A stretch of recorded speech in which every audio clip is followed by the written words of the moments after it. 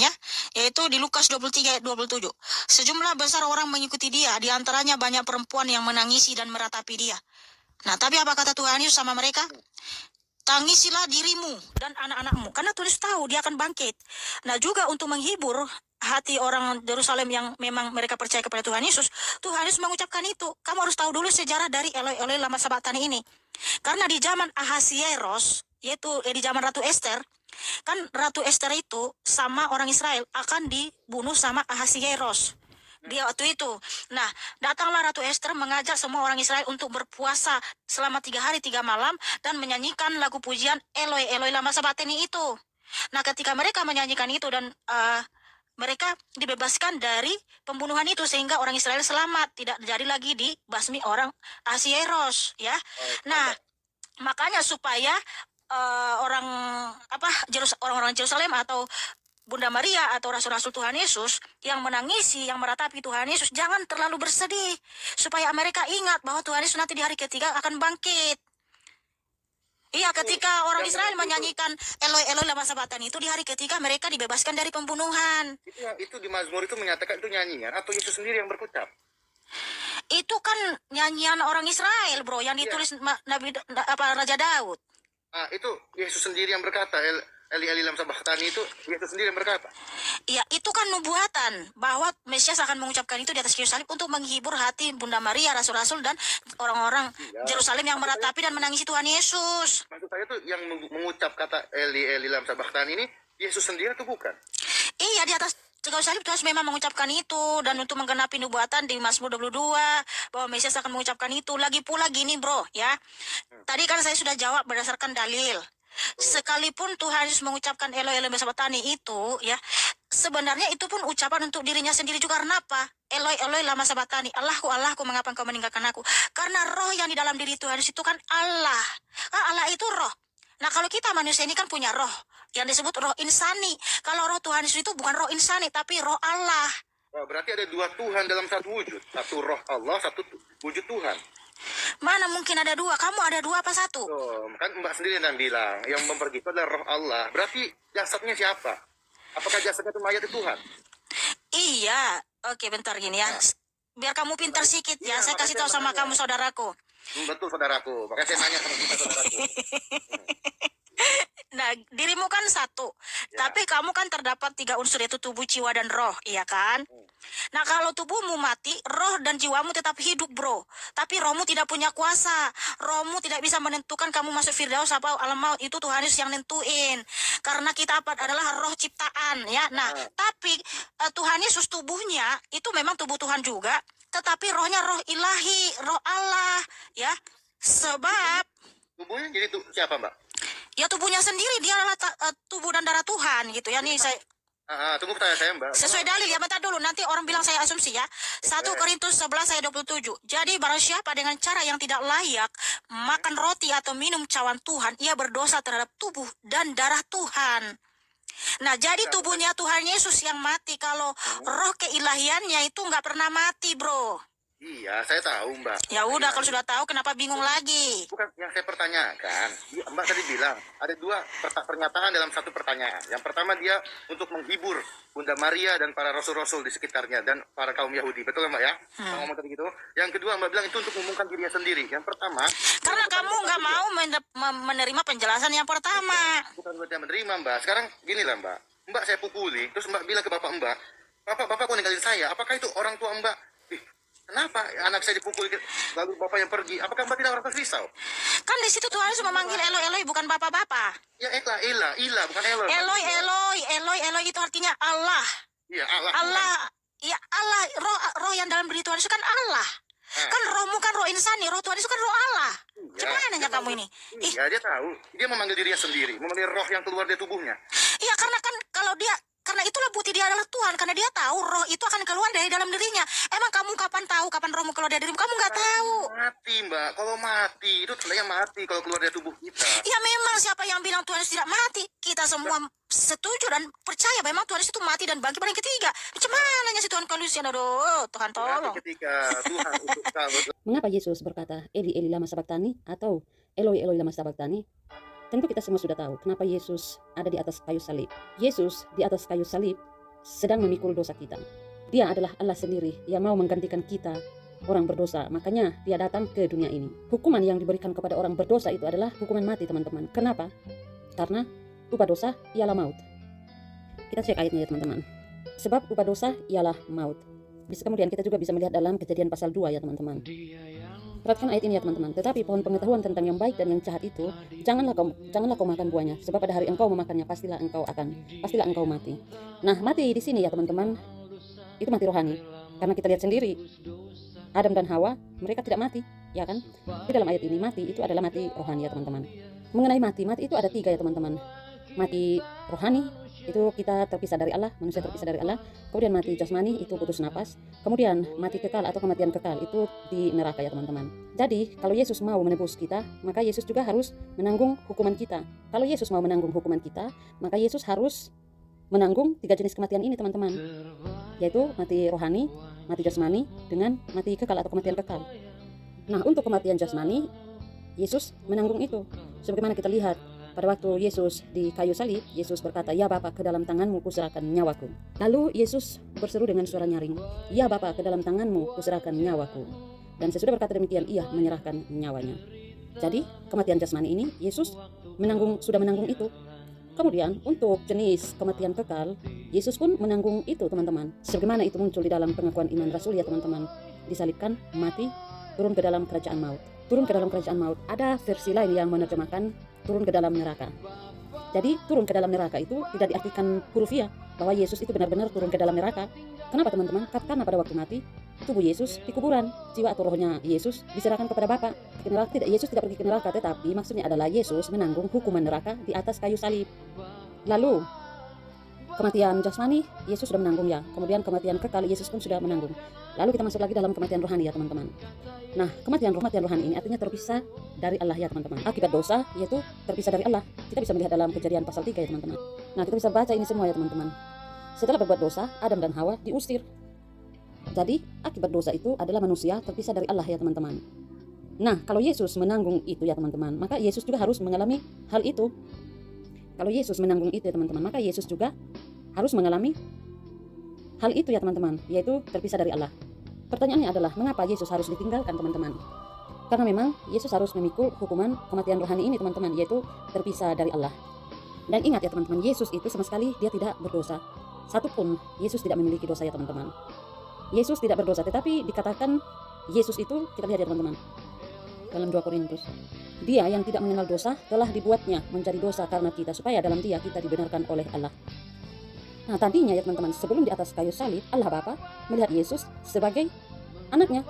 Inilah anakku yang kukasihi, kepadanya lah aku berkenan. Kita lihat ya. Lalu terdengarlah suara dari surga yang mengatakan, "Inilah anakku yang kukasihi, kepadanya lah aku berkenan." Perhatikan ayat ini ya teman-teman. Lalu terdengarlah suara dari surga yang mengatakan, "Inilah anakku yang kukasihi, kepadanya lah aku berkenan." Jadi sebelum di atas kayu salib ya teman-teman, Allah Bapa melihat Yesus sebagai anaknya. Tetapi setelah di kayu salib, pada saat Yesus telah dibuat menjadi dosa, Allah Bapa tidak lagi melihat Yesus sebagai anak yang dikasihi, tetapi sebagai perwakilan orang berdosa yang akan menerima seluruh murka Allah. Dan inilah yang Yesus takutkan di Getsemani teman-teman, yaitu tsunami murka Allah. Itu tsunami murka Allah terhadap dosa. Allah itu adalah Allah yang suci, tetapi Yesus menjadi perwakilan orang berdosa sekarang. Seluruh dosa umat manusia ada dipikul oleh Yesus Kristus dan di hadapan Allah Bapa. Kita lihat ya Habakuk. Kita baca ya ayat yang ke-13. Matamu terlalu suci untuk melihat kejahatan dan engkau tidak dapat memandang kelaliman. Mengapa engkau memandangi orang-orang yang berbuat khianat itu dan engkau berdiam diri apabila orang fasik menelan orang yang lebih benar dari dia? Berarti ya teman-teman, memang Tuhan itu terlalu suci dan Yesus menjadi perwakilan orang berdosa sekarang. Maka Allah yang suci dan Yesus yang menjadi perwakilan orang berdosa, dosa dan kesucian itu tidak bisa bersatu ya teman-teman. Kita lihat ya Yesaya pasal 59. Tapi yang merupakan pemisah antara kamu dan Allahmu ialah segala kejahatanmu, dan yang membuat dia menyembunyikan diri terhadap kamu sehingga ia tidak mendengar ialah segala dosamu. Nah, berarti karena Allah itu suci, Yesusnya menjadi perwakilan orang berdosa, maka Yesus layak menerima seluruh murka Allah. Dan pada saat yang bersamaan ya teman-teman, yang suci dan yang berdosa itu tidak bisa bersatu. Maka otomatis terjadi perpisahan ya teman-teman. Maka Allah Bapa meninggalkan Yesus, sehingga Yesus berkata, Eli Eli lama sabaktani atau Eloi Eloi lama sabaktani, Allahku Allahku mengapa engkau meninggalkan aku. Nah, itulah alasannya teman-teman mengapa sampai harus ditinggalkan. Nah, mari kita lihat kembali ya teman-teman dalam Mazmur pasal 22 ya teman-teman. Allahku Allahku mengapa engkau meninggalkan aku. Aku berseru tetapi engkau tetap jauh dan tidak menolong aku. Di ayat ini ya teman-teman, banyak tuh orang-orang dari seberang, mereka selalu menuduh bahwa kalau memang Yesus itu Tuhan, kok Tuhan bisa lemah. Dan pokoknya banyak tuduhan-tuduhan mereka ya teman-teman. Nah, kita lihat ya teman-teman, Allahku Allahku mengapa engkau meninggalkan aku. Sebagaimana ya teman-teman di dalam Markus, berulah Yesus dengan suara nyaring, Eloi Eloi lama sabaktani, Allahku Allahku mengapa engkau meninggalkan aku. Nah, perkataan Yesus, Allahku Allahku mengapa engkau meninggalkan aku, itu adalah penggenapan dari nubuatan yang ada di dalam Mazmur ya teman-teman. Allahku Allahku mengapa engkau meninggalkan aku. Teman, coba kita lihat ya ayatnya yang 8 dan ke-9. Semua yang melihat aku mengolok-olok aku, mereka mencibirkan bibirnya, menggelengkan kepalanya. Ia menyerah kepada Tuhan, biarlah dia yang meluputkannya, biarlah dia yang melepaskannya. Bukankah dia berkenan kepadanya? Menariknya ya teman-teman, perkataan ini pun dikeluarkan atau diucapkan oleh orang sekeliling pada waktu Yesus disalib. Kita lihat ya teman-teman. Demikian juga imam-imam kepala bersama-sama ahli-ahli Taurat dan tua-tua mengolok-olokkan dia, dan mereka berkata, orang lain ia selamatkan, tetapi dirinya sendiri tidak dapat ia selamatkan. Ia Raja Israel, baiklah ia turun dari salib itu, dan kami akan percaya kepadanya. Ia menaruh harapannya pada Allah, baiklah Allah menyelamatkan dia. Jikalau Allah berkenan kepadanya, karena ia telah berkata, aku adalah anak Allah. Bahkan penyamun-penyamun yang disalibkan bersama-sama dengan dia, mencelanya demikian juga. Sangat menarik bukan? Nah, kita kembali dalam Mazmur pasal 22 ya teman-teman. Sebab anjing-anjing mengerumuni aku, gerombolan penjahat mengepung aku, mereka menusuk tangan dan kakiku. Segala tulangku dapat kuhitung, mereka menonton, mereka memandangi aku. Kemudian kita lihat lagi ayat yang ke-19. Mereka membagi-bagi pakaianku di antara mereka, dan mereka membuang undi atas jubahku. Perhatikan baik-baik ayat ini ya teman-teman. Nah teman-teman, kalau kita melihat kebiasaan Raja Daud pada umumnya ya teman-teman, maka akan terasa sangat ganjal ya teman-teman dengan ayat-ayat ini. Kenapa saya bilang begitu ya teman-teman? Karena Raja Daud tidak pernah mengalami hal-hal seperti ini teman-teman. Kapankah Raja Daud dipakukan? Kemudian kapankah Raja Daud pakaiannya itu dibagi-bagi? Bahkan mereka membuang undi di atas jubahku. Kapankah Raja Daud mengalami hal seperti ini? Tentu kita sendiri tahu ya teman-teman, faktanya memang Raja Daud tidak pernah mengalami hal-hal seperti ini ya teman-teman. Tetapi ada anehnya teman-teman. Apa anehnya? Tetapi anehnya Raja Daud menuliskannya ribuan tahun sebelum penyaliban. Dan ribuan tahun sesudahnya Yesus menggenapi apa yang dituliskan oleh Daud dalam Mazmur 22 ini teman-teman. Kita lihat ya teman-teman dalam Yohanes pasal 19. Karena itu mereka berkata seorang kepada yang lain, janganlah kita membaginya menjadi beberapa potong, tetapi baiklah kita membuang undi untuk menentukan siapa yang mendapatnya. Demikianlah hendaknya supaya genaplah yang ada tertulis dalam kitab suci. Mereka membagi-bagi pakaianku di antara mereka, dan mereka membuang undi atas jubahku. Hal itu telah dilakukan prajurit-prajurit itu. Nah, kalau kita lihat ya teman-teman, baik di dalam kitab Mazmur pasal 22 dan juga kalau kita lihat dalam Yohanes 19 ayat 24 ini ya teman-teman, Daud tidak pernah mengalami hal seperti ini, tetapi yang mengalaminya adalah Yesus Kristus. Kenapa teman-teman? Karena memang di dalam Mazmur 22 ya teman-teman, itu adalah nubuatan untuk Yesus Kristus. Ini adalah Mazmur mesianik tentang kematian Yesus ya teman-teman. Dan kata Eloi Eloi lama sabaktani sebagaimana yang diucapkan oleh Yesus pada saat Yesus di atas kayu salib itu untuk menunjukkan penggenapan dari nubuatan mesianik dari Tuhan teman-teman. Perkataan ini ya teman-teman ingin menunjukkan bahwa Yesuslah penggenapan dari janji keselamatan yang Tuhan berikan kepada umat Israel, bahkan kepada umat manusia di seluruh dunia teman-teman. Kita lihat lagi ya teman-teman, Lukas. Ketika itu hari sudah kira-kira jam 12, lalu kegelapan meliputi seluruh daerah itu sampai jam 3. Kita bandingkan ya teman-teman dengan Amos. Pada hari itu akan terjadi, demikianlah firman Tuhan Allah, aku akan membuat matahari terbenam di siang hari dan membuat bumi gelap pada hari cerah. Aku akan mengubah perayaan-perayaanmu menjadi perkabungan dan segala nyanyianmu menjadi ratapan. Aku akan mengenakan kain kapung pada setiap pinggang dan menjadikan gundul setiap kepala. Aku akan membuatnya sebagai perkabungan karena kematian anak tunggal. Aku akan membuatnya sebagai perkabungan karena kematian anak tunggal, sehingga akhirnya menjadi seperti hari yang pahit pedih. Perhatikan ya. Karena kematian anak tunggal. Luar biasa sekali bukan teman-teman? Bayangkan Amos 700 lebih sebelum Yesus ya. Dan itu tergenapi di dalam peristiwa penyaliban Yesus teman-teman. Jadi teman-teman, perkataan Allahku, Allahku, mengapa engkau meninggalkan aku, itu adalah bukan perkataan yang hanya kebetulan atau perkataan yang sembarang yang diucapkan oleh Yesus ya teman-teman. Tetapi perkataan itu adalah suatu perkataan yang melambangkan penderitaan. Karena Yesus sementara menanggung hukuman dosa. Perkataan Allahku, Allahku, mengapa engkau meninggalkan aku, itu adalah bukan perkataan yang hanya kebetulan atau perkataan yang sembarang yang diucapkan oleh Yesus ya teman-teman. Tetapi perkataan Allahku, Allahku mengapa engkau meninggalkan aku, itu adalah suatu perkataan yang melambangkan penderitaan. Kenapa? Karena Yesus sementara menanggung hukuman dosa, sebagaimana yang sudah saya jelaskan tadi ya teman-teman. Jadi Allah kita ya teman-teman itu sangat luar biasa sekali. Kenapa saya bilang begitu teman-teman? Karena itu terbukti semua di dalam Alkitab ya teman-teman. Nubuatan-nubuatan untuk Yesus Kristus ya teman-teman, nubuatan-nubuatan tentang Yesus Kristus itu semua tergenapi oleh Yesus Kristus sendiri ya teman-teman. Dan kita tinggal menunggu kedatangan Yesus Kristus yang kedua kali teman-teman. Sebenarnya ya teman-teman, dari apa yang dialami oleh Yesus Kristus ya teman-teman, Dia rela menderita hanya untuk menebus manusia dari dosa ya teman-teman. Sebenarnya kita sendiri bisa melihat ya teman-teman, bagaimana Allah itu sangat mengasihi umat-umatnya ya teman-teman. Karena begitu besar kasih Allah akan dunia ini, kita bisa melihat ya teman-teman, bagaimana Allah itu sangat mengasihi umat-umatnya ya teman-teman. Tetapi perlu juga kita ketahui bahwa Allah tidak hanya Allah yang kasih ya teman-teman, tetapi Dia juga adalah Allah yang adil.